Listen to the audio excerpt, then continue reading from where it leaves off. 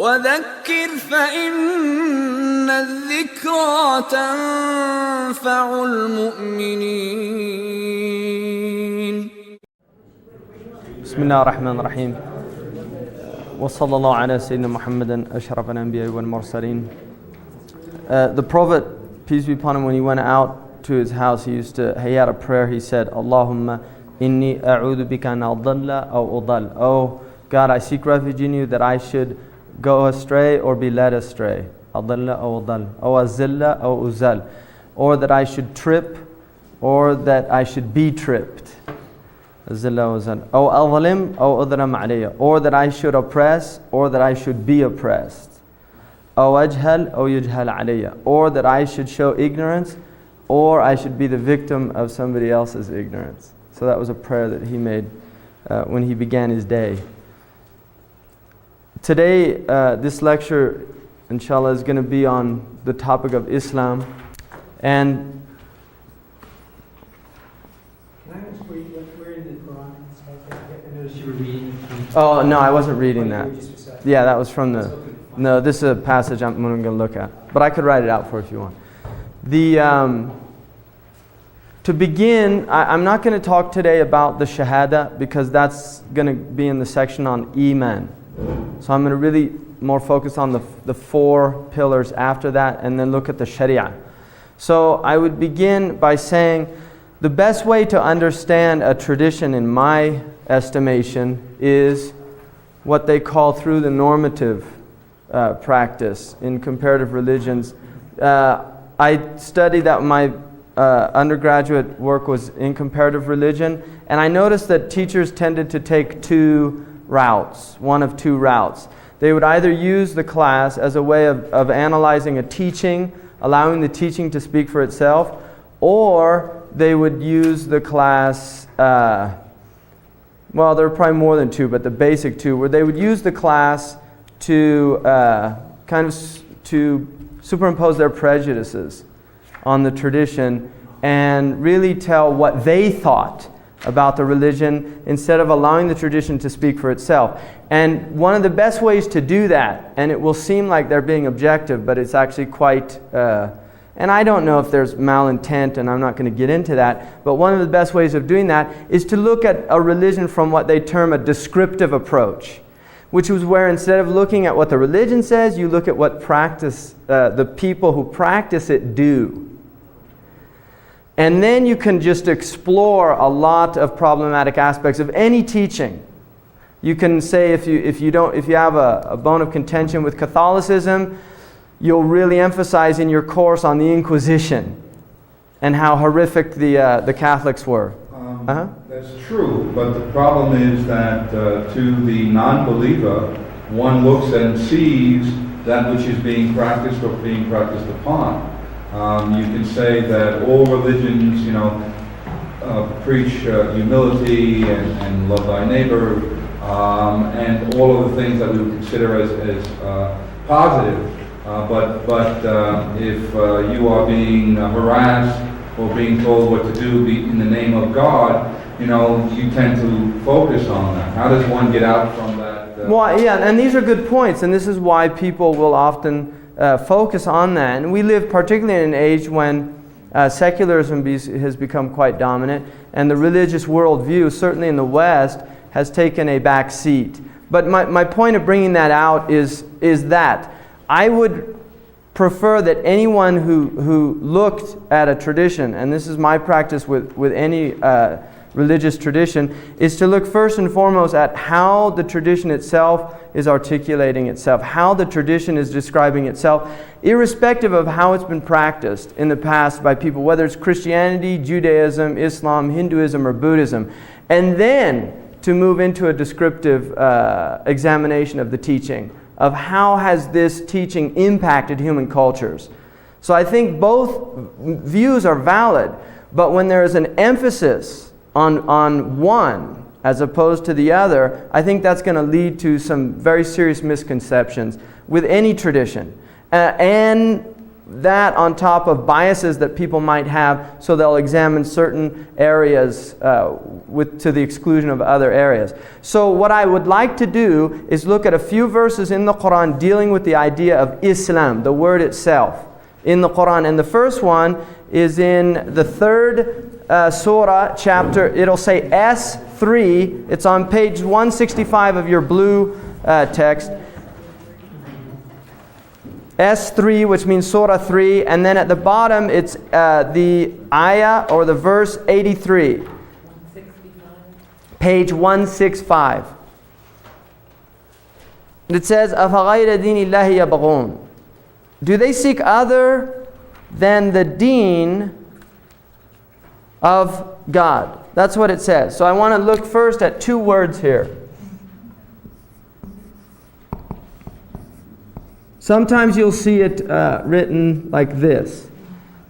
Deen in the Arabic language is related to debt, which, it's interesting that guilt in German is the origin of guilt is also debt.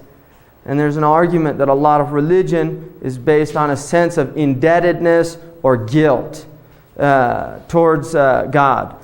The word deen is related to debt. And the idea with the word deen, because Islam is called in Arabic Deenul Islam, the deen of Islam. Literally you could translate it as the debt of Islam, the debt of submission.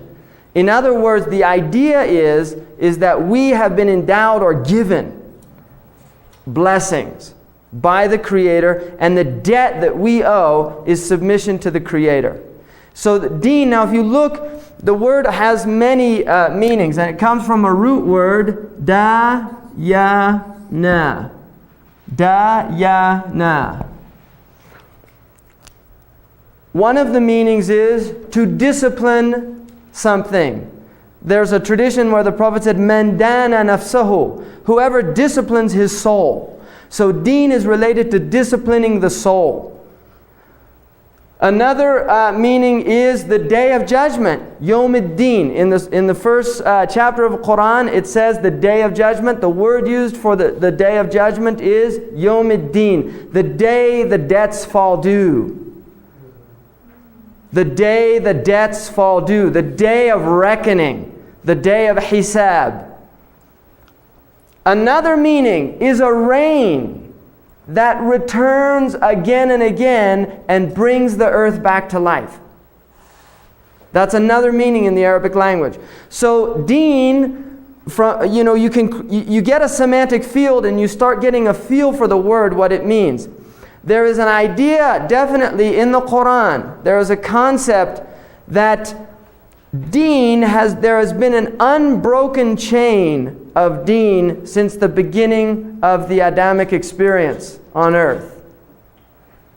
Bless you.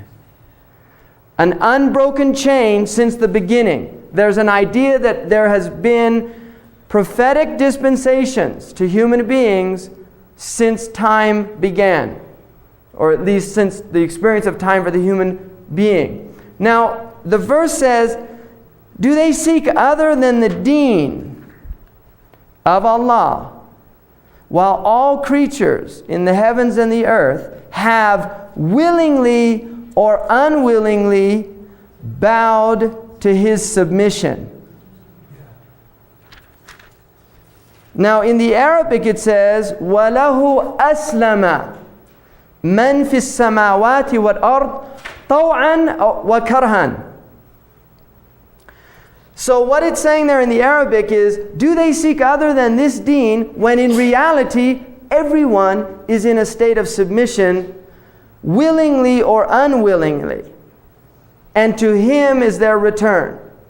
So the first meaning of Islam that we're getting in the Qur'an is all of creation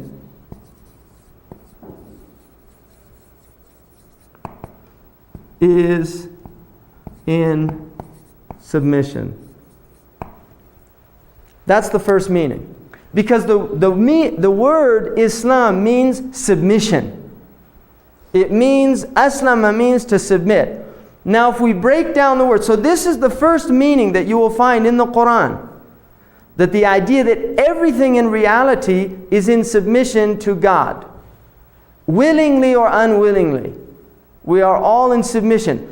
Now there are areas of submission that the human being recognizes. One of them is the call to nature.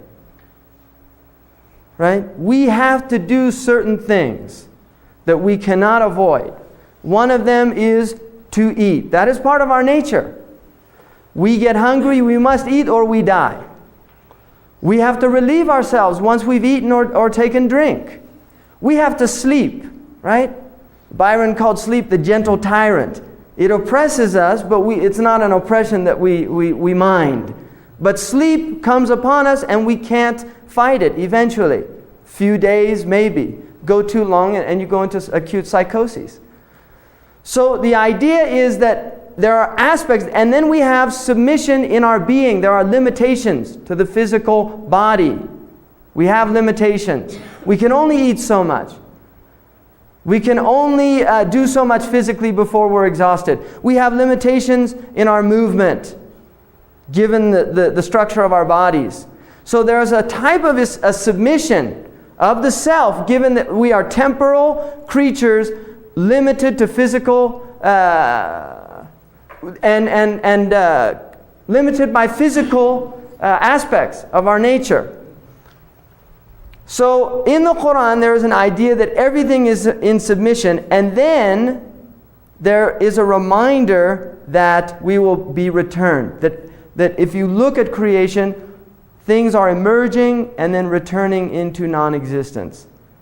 Everything that has life comes into existence and then returns to non-existence. The plant, the vegetable kingdom, the animal kingdom, and ultimately the mineral kingdom. All of this is going into non-existence after it had come into existence. Now the next verse that I'd like to look at is 2:133. 2:133. It's page 53. Page 53 in the blue book. Surah 2, verse 133. The verse says, "Were you witnesses when death came to Jacob, Yaqub? Behold, he said to his sons, 'What will you worship after me?'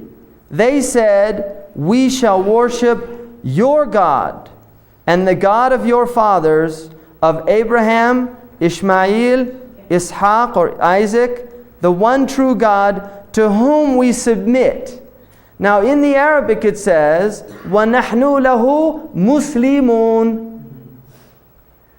So here is an idea that the previous tradition, because remember this is the Qur'an coming, the Prophet Muhammad is teaching this Qur'an. And there's an idea certainly in most people's minds that Islam is the religion of Muhammad. Right? This is the idea that most people have. What's being emphasized here is something else. This is the religion also of Isaac, of Abraham. Because they're saying, we are submitting to your God and the God of those who went before you, and we are Muslims. So the second definition is Islam as guidance from prophets. Islam as guidance from prophets, irrespective of one individual prophet like the Prophet Muhammad or Jesus or Moses or Buddha if he was, Krishna. I don't know. I mean, there's prophets we don't know about. The Qur'an says some of them we've told you their stories and others we have not. But there is definitely an idea in the Qur'an that Islam is the teaching of all of these prophets.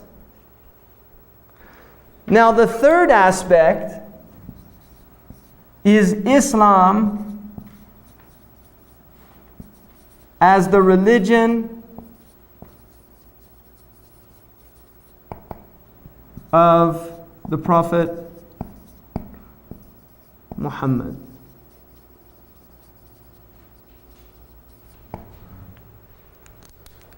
So, the Qur'an is telling us that every creature is in submission to God. The Qur'an is telling us that previous prophets were teaching Islam as a religion.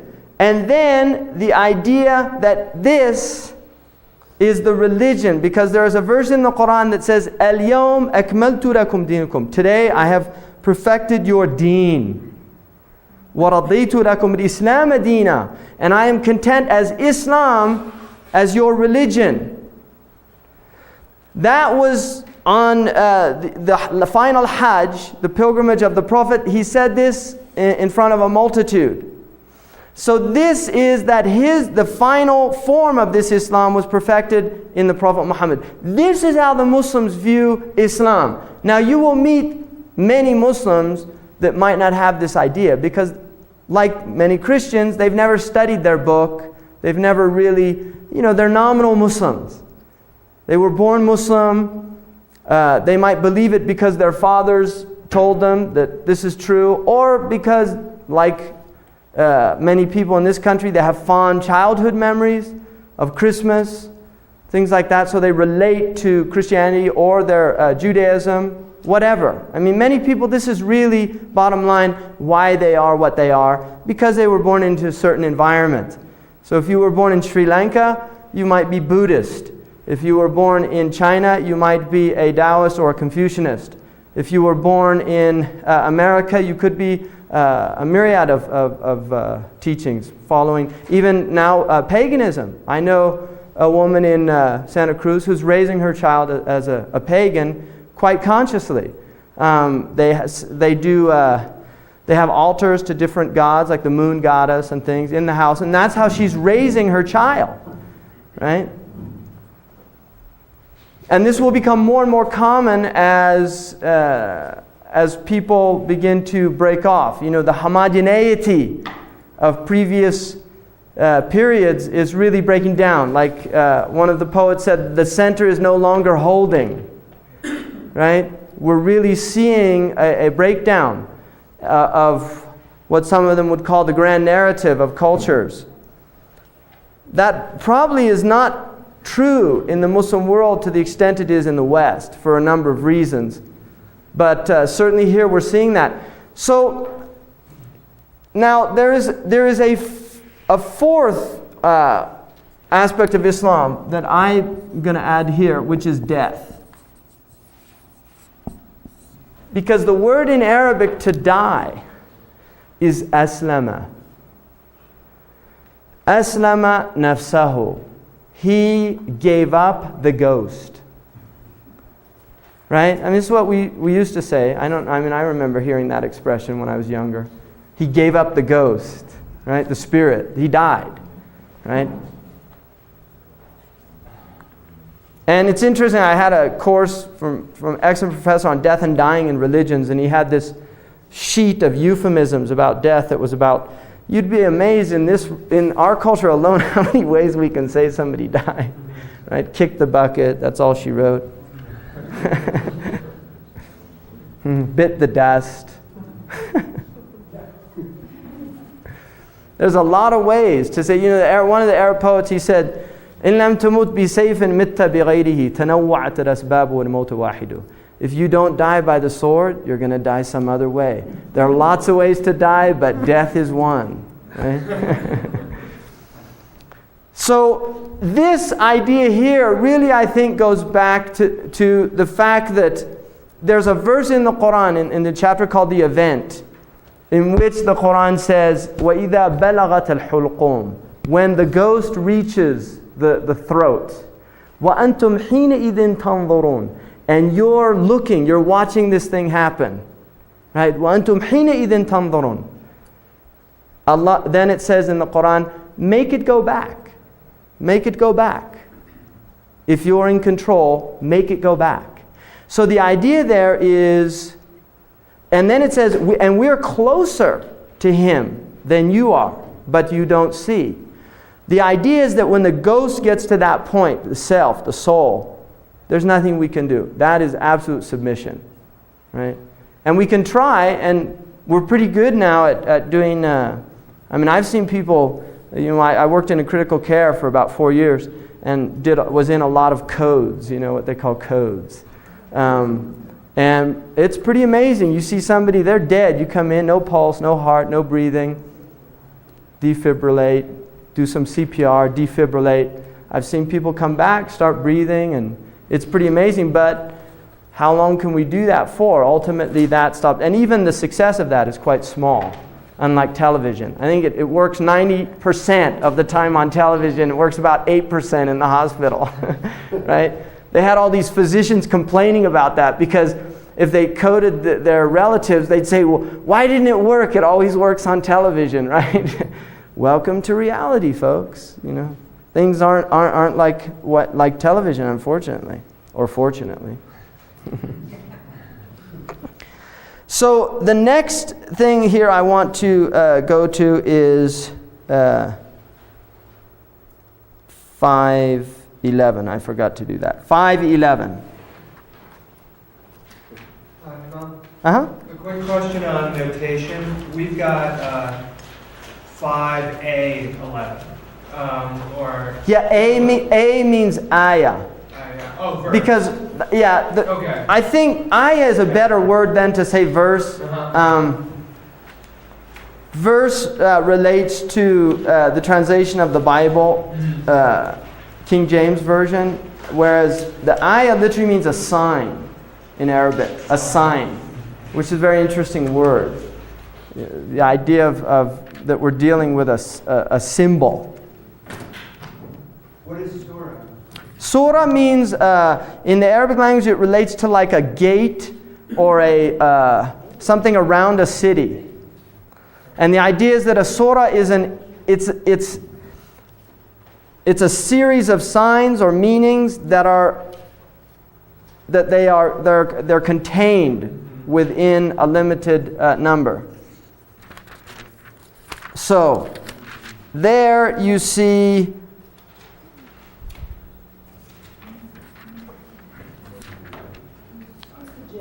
Oh, I'm sorry, 5111. It's 5111. What's that? The J, where's that? On the center of the page. Okay, good. That's juz, which is the 6th part.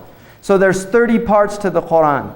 And juz is Arabic for 1/30th of the Qur'an. Juz means a part. So the 6th part means this is the 6th, beginning with the first 1, 2, 3, 4, yeah. And the last part would be the 30th. So there are 30 parts of the Qur'an. We're in the 6th part. Yeah. You give a page number? Yeah, page number is 325.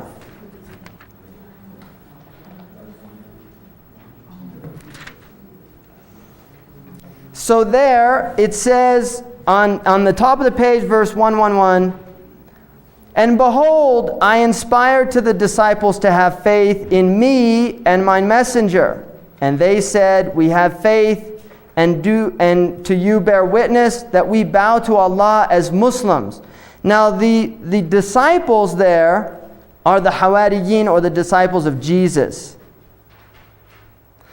So again, here's the idea. We had the idea that Isaac, who is the father of the Jewish tradition, we have the idea that Jesus, the prophet or the savior of the Christian tradition, according to the Christians, they're saying we're Muslims.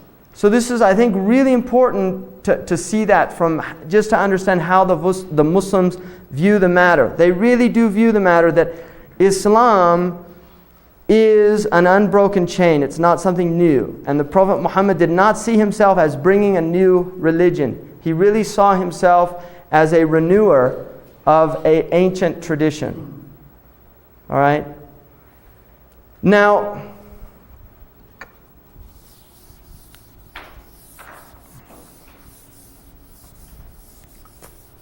once you've seen those. What we're attempting to do in this 2-week period is understand Islam from the perspective of the religion of those who believe in the Prophet Muhammad and his tradition.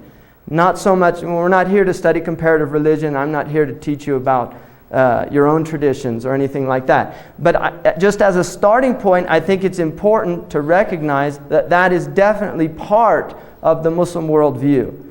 That Christianity, it was in Islam. Judaism was in Islam. And there were many Islams that we don't know about and don't name. Because the Qur'an does not mention them. It talks about other traditions simply. And it does not mention them by name. But like Dr. Shafi'a mentioned the other day, there is a tradition from the Prophet Muhammad that there have been 124,000 prophets. There have been 313 or 14 messengers.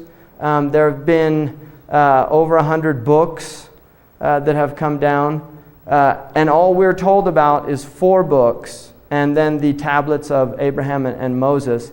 So there are many things that we don't know about traditions. And this is why the Muslims traditionally have tended not to say we don't believe like... I would say that Hinduism, even though from a Muslim point of view there are many things in it that are very problematic, still I would hesitate to say that it wasn't a prophetic tradition, personally. Because it's a very ancient tradition, and from a Muslim point of view, the previous traditions have been distorted. That is the Muslim worldview. So the next thing to understand is, how is Islam identified in terms of believing in the Prophet Muhammad? How is Islam? How is a Muslim not as somebody in submission to God, but as somebody following the teaching of Islam as a word that describes a religion of about 1/5 of the world's population? The best thing to do again is go to the tradition. And in this book here, the 40 hadith, there is in the second hadith, which is a very famous hadith, it's a hadith in which the Prophet, according to the tradition, is asked by Jibril or Gabriel, and they don't know it's Gabriel yet. And he asked them, it's the second hadith, page 28. He asks him, tell me about Islam. Akhbirni an al-Islam. And the Messenger of Allah, peace and blessings of Allah be upon him, said, Islam is to testify that there is no God but Allah and Muhammad is his messenger. So the first one is what's called Shahada. The second, he says, and that you perform prayers. So what's called Salah. The third, Zakat. The fourth, fasting. And the fifth, Hajj. So this is how Islam is defined by the Prophet Muhammad in this hadith. And that therefore would be the best description in terms of a normative understanding of the tradition. The first one, again, I don't want to go into it, but I will briefly mention. The word shahada means witnessing. And it usually means witnessing with the eye. Ashhadu means I witnessed, I saw with my eye. It also means a testimony. In other words, a person can bear witness. And it's interesting because in Islam, you have to have eyewitnesses. Right? You can't have a testimony that's not an eyewitness. In any of the had punishments, you have to have somebody who saw the act, who saw the person stealing. Can't be, there's not circumstantial evidence is really hard to hold up in traditional Islamic courts. So the idea of shahada is something that a person sees for themselves. That there is no God but Allah. That is something, from the Muslim point of view, it is something that they witness and see for themselves, and that Muhammad is his messenger. It's something that they witness, that they believe based on witnessing. Now obviously, many Muslims in the world, they're Muslim again because they heard this from their parents. Their parents told them, La ilaha illallah Muhammad Rasulullah. That's why they believe it, which gets into circular reasoning. You know, why do you believe, or really regressive reasoning, why do you believe, you know, Islam is true? My father told me. Well, why did he believe it? His father told him. Well, why did he believe it? His father told him. Or why do you believe in Islam? Because the Qur'an says it's true. Well, how do you know the Qur'an says is true? Well, because the Qur'an says it's true, right? This type of reasoning that really, in the end, is actually quite flimsy. And again, we get into this idea of unreflective, undifferentiated people that have not given a lot of thought to their traditions. And the Muslims are as much a victim to that phenomenon as any other people. Really. I think that, and in many cases, it can be actually more exacerbated. Because the tradition in this culture now with the breakdown, we're in a kind of post-Christian period. There's a breakdown and it has enabled people to look and examine their own traditions. There's a lot of critical awareness in this culture. In the Muslim world, there really isn't a critical examination of their beliefs. Why do we believe? Very few people will. And I think it's actually very difficult in a lot of Muslim countries for people to do that. But I think a belief that's not rooted in self-examination is ultimately very limiting. Abu Ala al-Ma'arri, who's kind of considered a heretic in the Muslim tradition, that was one of his things about religion. He just felt religion was just something that was people just didn't reflect on it at all. Now, if we look then, I don't want to cover this, but I want to go to this, because I'm going to do this in detail on the section on Iman. If we look at prayer, salah, the word in Arabic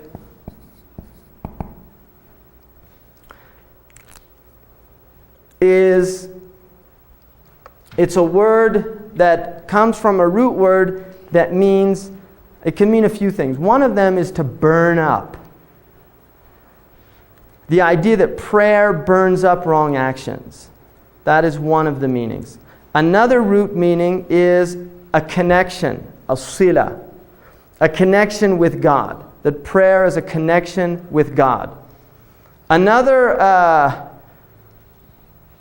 idea of the prayer is submission itself. That the prayer is a form of submission. Now the Qur'an, the idea in the Qur'an about prayer is that all peoples and all creatures have been given a prayer. If you look in 22:18, 22:18. Is that a page? It would be 954.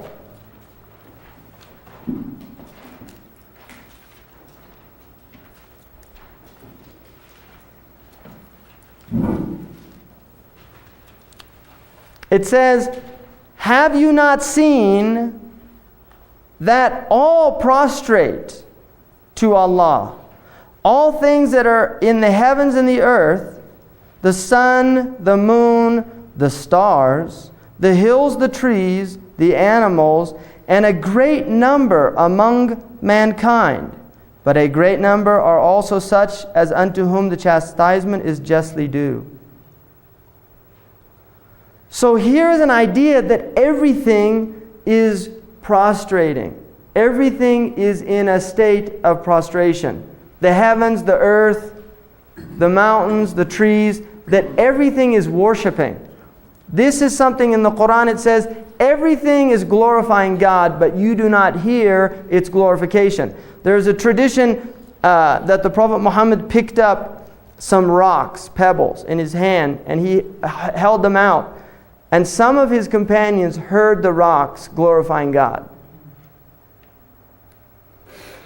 And then he put them away. But so the point is that was an example in the Muslim tradition of the Prophet showing people that everything is in glorification. Now, if you notice, when it gets to man, it changes the way it says. It says, "and a great number from humankind." Now this is where the Qur'an introduces the idea of free will. Not everybody, unlike the rest of creation, not all of human beings are in a state of awareness. So only a great number of people are even aware. Many people are in heedlessness of prayer itself, or that they should be worshiping. So there's an idea in the Muslim tradition that we as human beings can either be conscious of our praising God or we're in a type of unconscious state. And this goes back again to the idea everything is in submission willingly or unwillingly, and also wittingly or unwittingly. From the Muslim perspective, the body is in a state of worship. The heart is in a state of worship. You know, the movement in and out of the heart in Arabic is called qabd and bast in Arabic. Qabd is contraction, bast is expansion. And there are two names from the 99 names of God, Al-Qabid and Al-Basit, the contractor and the expander. So the lungs expanding, contracting. The pupils expanding, contracting. The heart expanding, contracting. The body is always moving in a state of expansion, contraction. And this again relates to the two dominant attributes, when I'm going to talk much more about it when we deal with Iman, of majesty and beauty. Majesty is contraction, beauty is expansion.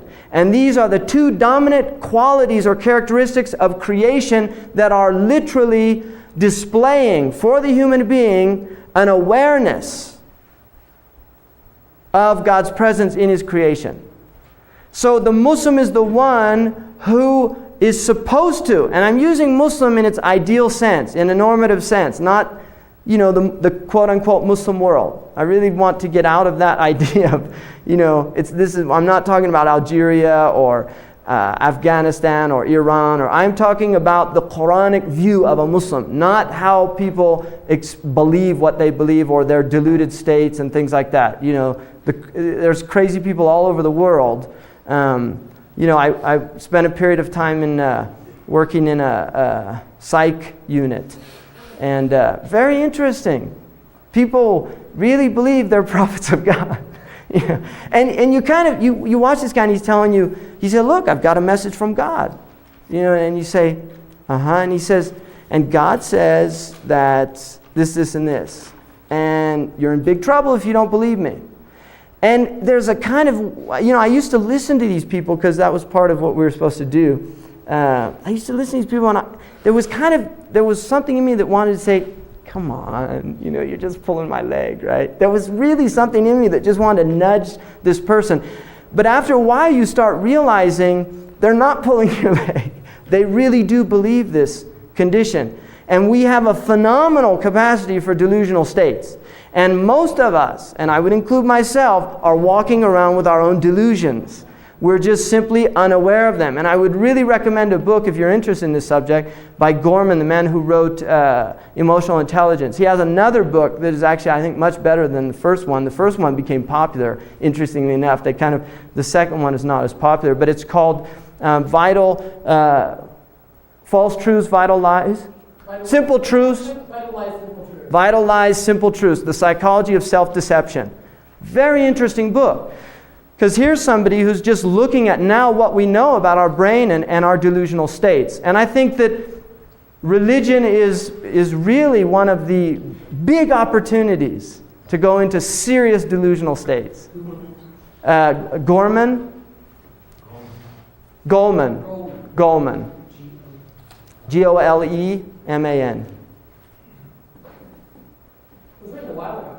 It was, and it only became, now it's after his emotional intelligence. See, this is what the publishers do. So a guy writes a book, nobody ever hears about it. Then he writes a bestseller, and suddenly all his old books are in print, right? The market, right? The logic of the market. So, the point being is that when we're talking about Islam, I really don't want to look at this kind of other phenomenon, which is the phenomenon of delusional religious states that are in every tradition. Right? There are people all over walking around believing that they have the truth and nobody else does. And a lot of those people are quite frightening, especially when they become president of the United States. And then you're in big trouble, right? He doesn't remember. He doesn't remember anymore, yeah. But when he was, it was kind of frightening. His wife died. So, let's see now. So the human being then is the individual that can either become conscious of the fact that everything is in praise and everything is in glorification and everything is in prostration, or they can be heedless of this fact. The idea then within the Muslim tradition is that Islam is the process of waking up to this reality. And the Prophet Muhammad said, peace be upon him, he said, human beings are asleep, and when they die, they wake up. So there is an idea that we are in a dreamlike state. And I find it really interesting that the word in Arabic for child, which is ghulam, comes from ghulma, which means to lust after, to desire. That a child is a ghulam until they enter into what is called puberty, and the word in Arabic for puberty is ihtalam. The root word comes from a word which means to dream. Now when you take the root meaning of this ihtalam, it literally means to internalize the dream. If you take the word to reach adulthood, it means to internalize or become aware of the dream. The idea there, I think, is that children are in a dream world. It's a beautiful world that they're in, but they're not aware of the dreamlike nature of the world that they're in. And it's a gift. And actually, from the Muslim point of view, children have no accountability. And the beginning of discernment is about the age of 7, where you begin to take them to account gently. Prior to that, traditionally, the Muslims did not encourage any type of discipline for children before the age of 7. The discipline should be very gentle discipline.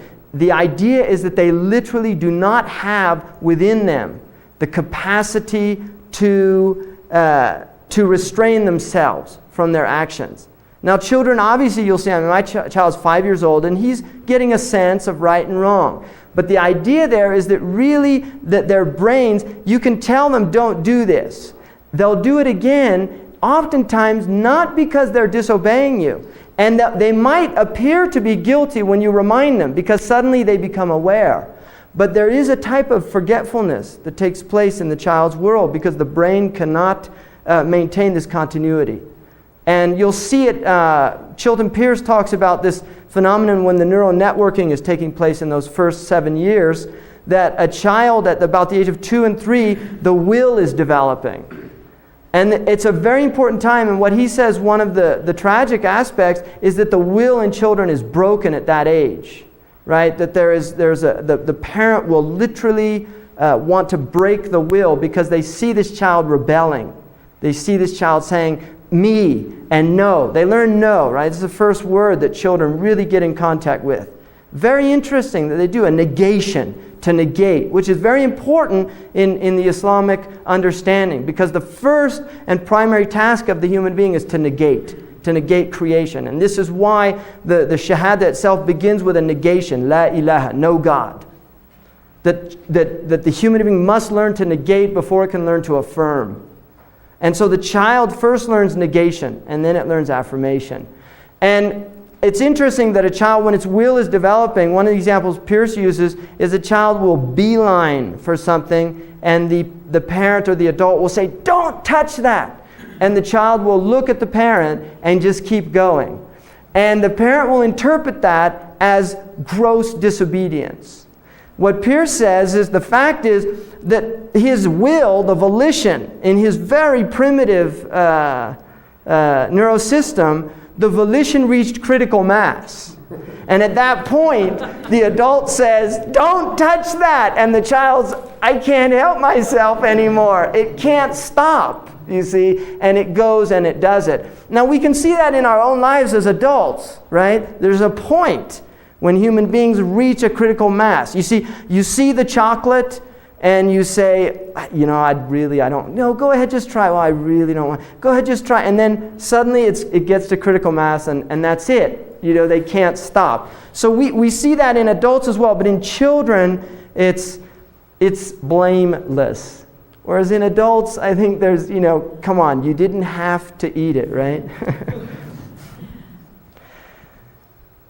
So the second pillar, which is prayer, is trying to connect people to God, to put people into a state in which they are connected. Now, how is that done? It's done by obligating prayer. Prayer is not choice in Islam.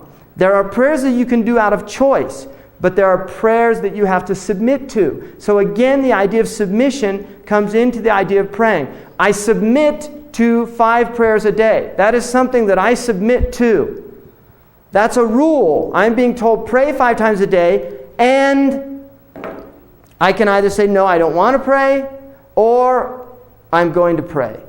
I recognize this as an obligation, binding on me. And that's belief in Islam.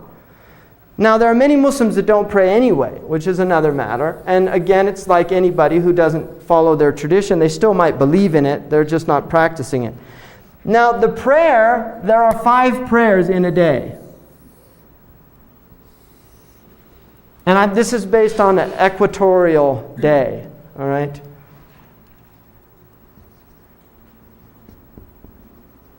Here's sunset. And here's sundown. Here's your meridian point. Here's your midnight point.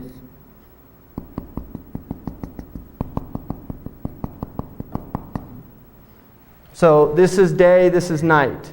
Now, the first prayer begins at dawn for people normally. If you ask, what's the first prayer? Most people will say dawn prayer. In reality, the first prayer, according to the Muslims, is the sunset prayer. This is also, people who know the Jewish tradition are familiar with the fact that the day begins at sunset. Right? This is the same in the Islamic tradition. The day begins at sunset because it's based on a lunar month. The month begins at the sighting of the lunar moon for the Muslims. And the lunar month begins with sunset. That's the first time that the moon is visible when it's new. Now, this prayer it's got a short window until the red is gone out of the sky. That's the time for Maghrib. So Muslims are supposed to pray it very quickly. Now it's interesting that the Qur'an says in many places that the 2 ends of the day are the times when people should remember God. Particularly, these 2 ends, the dawn and the sunset. And I think something that many people notice, and the Muslims take it as, this is one of these aspects that they take from the Qur'an of everything being in praise, that oftentimes animals gather at those periods. You'll see birds gather at sunset, and they'll gather at the early part before the sunrise and chirp away. They literally gather and congregate during that time and chirp away. The crickets in the evening start the frogs. That these are all seen as literally praises. That's the way the Muslims view it. Now I'm sure, evolutionary biologists would say the cricket's cooling himself off. But it's interesting. I mean, why things in creation do these things, gather and do these things. The Muslims view it as really acts of praise. The next prayer goes from when the red is gone, and this is called Maghrib prayer or the sunset prayer. The next prayer is when all the red is gone. And this goes basically until midnight, one should do it.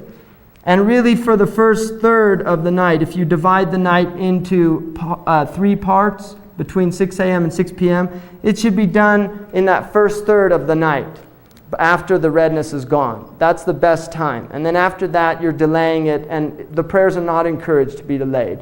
And it's prohibited to delay them until they actually go out of the time altogether. So that is the next prayer. And then this period is all encouraged for people who want to do extra prayers. The nighttime in particular is encouraged. Many Muslims do night prayers. Many do not. But there are many Muslims that do night prayers some portion of the night. I mean, my teacher, I think minimum was maybe 3 hours. That was his practice, to stand in prayer. You know, the man who's here, that's his practice, because I've lived with him for over a year in different places, and that's his practice. So many Muslims will make it a practice to pray at night. It's a good time. It's a time of meditation. It's a time of tranquility and stillness. And also, there's a nice Hasidic tale of why the prayer is a special time. In this Hasidic tale, I think Buber talks about it, that the seeker of God is like a thief trying to steal something precious. And the thief always works at night. The next prayer is dawn prayer, and that begins at the first light. Now there's an interesting phenomenon called the false dawn, which is a white light that will show up towards the middle of the eastern horizon, and then it disappears, and then after that the second dawn comes up. The second dawn is the dawn that the Muslims begin their prayer, and that will go until right before sunset. All of that is time that you can pray. The preferred time is at the first time, but any time before that you can pray. So technically we could pray anyway from 4:30 till about, is it time to break? No, you said sunset. I think you meant sunrise. Okay, sunrise, yeah. Sunrise, until the sun rises. So we could technically here pray anytime from 4:30 to about probably 5:45 or 5:30, whenever the sunrise is. It would be perfectly acceptable. Unless, if you overslept, there's no responsibility. The Prophet Muhammad, peace be upon him, said, the sleeper has no responsibility. The madman has no responsibility, and the child has no responsibility until they reach puberty. So the sleeper has no responsibility. But there is an idea that if you went to sleep not intending to get up for the prayer, then you are responsible. That you should intend to get up for the prayer. That if you just say, I set your alarm for 8, then that would be considered something wrong, that you've done something wrong. And then the sun comes up. Now you will notice a phenomenon, because all of the prayers are based on the sun. The night prayer, when all the red is gone from the sun. The dawn prayer, when the first light of the sun comes. And then the next prayer, what you'll notice as the sun is moving up in the sky, and I think this will be a really interesting exercise to give to some of your students if you're interested in doing this, because it will teach them some very interesting things. One of the interesting and fascinating things about human beings is that astronomy is really where we get our mathematics from. Early man became very fascinated with the sky and began to examine and watch the sky and watch the movements of the stars and began to discern certain patterns, right? And over centuries, an accumulation of knowledge occurs, right? I mean, this is what Richard Feynman mentioned, that the people who are familiar with him, 6 Easy Pieces, and he was a Nobel Prize winning physicist from Cal Poly and got his Nobel Prize in quantum electrodynamics, whatever that means. But he said that for the physicists and the astronomers, it's true, and others, he said really what we're like is people that are watching the gods on Mount Olympus play chess, and they don't let you in on the rules. So what you do is, you have 40, 50 years of thinking in your lifetime. You start watching the game and you notice, the bishop only moves that way, and the pawn moves this way, and the queen moves this way, and you start discerning rules. And he said, and we begin to write those down, right? So we're discerning that there's patterns here, but we really haven't been given a whole lot of information. And one of the things he says is that the problem with this is that every once in a while something like castling comes up, and you have to start all over again. What was that, So what happened is people became, for some reason, obsessed with the meridian point, determining when the sun reached that meridian point. Now in the Qur'an it says that we gave you the sun and the stars. One of the reasons the sun, according to the Qur'an, was given to human beings was to allow you to measure your years and learn mathematics. I mean, that's literally in the Qur'an, that one of the wisdoms behind that is to learn mathematics.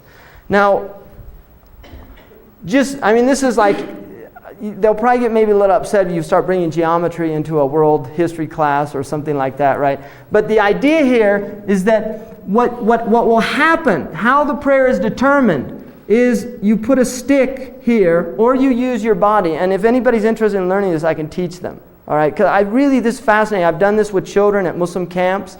They're fascinated by it. They really enjoy it, and it's a lot of fun. What you'll notice is towards the western horizon, a shadow shows up that's very long from the early sun, and this shadow will continue to decrease as the sun's moving up until it reaches its shortest point here.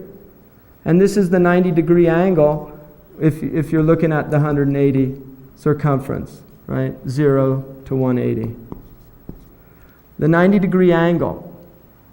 Now, if you're in an equatorial place on the earth, which is a very small, narrow place where the sun will actually be directly overhead twice a year, like Mecca, the shadow will disappear completely. The sun is literally directly over your head and the shadow disappears. For us, you'll notice in the winter the shadow's long, in the summer it's short, based on the movement in the winter towards the south of the sun, shifting the earth. I mean, I prefer to look at it geocentrically just because that's phenomenologically or experientially. We experience it geocentrically. So I'm going to speak in geocentric terms, all right? So I'm not trying to, get out of abstract thinking, but I'm just trying to look at this as we experience it as human beings. That instead of looking at it as the shift of the earth, I'd rather look at it as the sun is moving over, because that's how we see it, and that's how young people experience it. When the sun moves over to the south, then the shadow becomes longer in the winter. Now as the sun's moving back towards the north, then the shadow is getting smaller and smaller. So you can actually see the movement of the shadow during the year. It's a very interesting thing, and I've been doing it for a while. So I'm very now accustomed to knowing, I can pretty much work out what time of the day it is just on my shadow if the sun's out, because I know the shadow pretty well in the winter and the summer. And if you live with Bedouin who know the sun really well, it's phenomenal how accurate they can tell you the time based on just looking at the shadow. Now there's an interesting verse in the Qur'an that I find really fascinating, because when I first read this and I first began examining shadows, I started thinking about and wanted to look in the Qur'an. There's a verse that said, "Alam tara ila rabbika kayfa madda adh-dhill." Haven't you looked at your Lord, how your Lord moves the shadow? Now this gets back to a Tawheedi idea, or an idea that the sun is a means, but in reality it is God that is creating this phenomenon for us. And then it says, وَلَوْ شَاءَ رَبُّكَ لَجَعَلَهُ سَاكِنًا. And had your Lord wanted, He would have made the shadow stationary. Right? So we could imagine a world in which the sun is directly overhead. It would be pretty hot to live in, but the shadow wouldn't really move, right? It would be stationary. But we do experience a movement of the shadow. And then it says, وَجَعَلْنَا الشَّمْسَ عَلَيْهِ دَلِيلًا. And we made the sun as a prover or an indicator of shadow. Now the interesting thing, in Arabic, the word for shade and shadow, which are related in English, are from the same, they're the same word, identical word. When I first read that verse, I was really struck, what does that mean? We made the sun an indicator of shade or the shadow. So I went to a commentary by Fakhruddin al-Razi, who's a 9th century Persian commentary of the Qur'an. And he just gave this really interesting explanation of that, saying that what the Qur'an here is doing is it's indicating that one of the greatest blessings of God that most human beings are completely unaware of is shade. Now this is obviously more obvious in a hot country. I admit that. But if you start thinking about it, it actually gets quite profound. Because what he said is what shade is a mixture of light and darkness. And the only reason we can see is because of this admixture of light and darkness. If we were in pure light, we could not see, and if we were in pure darkness, we could not see. So shade, in fact, is everywhere, and it's happening all the time. Right now, there's a mixture of light and darkness in this room, which is enabling us to see. And what the Qur'an is saying, had it not been for the sun, you wouldn't even thought about the shade. It's not something that you would give a whole lot of thought to. So there's an idea of learning about the shade and seeing as literally a proof of the existence of God. That's how Razi uses it. And the other thing about shade, which is interesting, is that the paradise is described as shade spread out. It's just shade spread out. So what will happen is, in a northerly climate, in the summer, the shadow will reach its shortest point. And what you can do is get the students to put a stick up with a piece of paper, and they can measure it with a ruler. So they can watch the shadow going closer and closer until it reaches the shortest point, and then they'll see it start increasing again. At the point when it reaches the shortest point, that is the meridian point. So they can actually learn to determine for themselves the meridian point, which is the 90-degree angle. Now, at the point which the sun moves one altitudinal degree away from the center of the earth, from the center of the sky, which is here,